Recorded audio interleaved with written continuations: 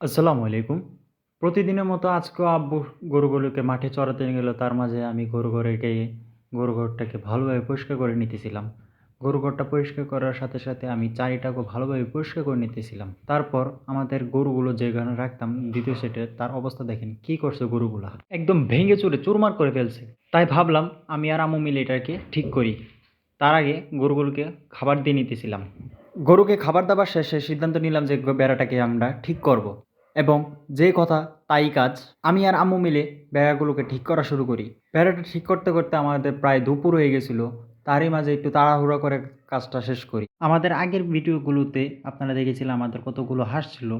কিছু সংখ্যক চোরে ৪ দিনের মাথায় ২ টা হাঁস আমাদের চুরি করে নিয়ে গেছে। খুবই কষ্টসাধ্য ব্যাপার। কারণ এত বছর ধরে পালি হাঁস, কখনো তা এমন হয় না। আগের থেকে আমরা ইনশাআল্লাহ খেয়াল রাখবো যে এমন দুর্ঘটনা যদি না ঘটে। তো দুপুর হয়ে যাওয়ার পরে আমি খেরকুঞ্জি থেকে খ্যার নামাইতেছিলাম।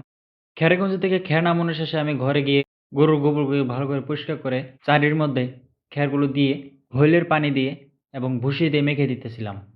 আমাদের জন্য দোয়া করবেন। আসসালামু আলাইকুম।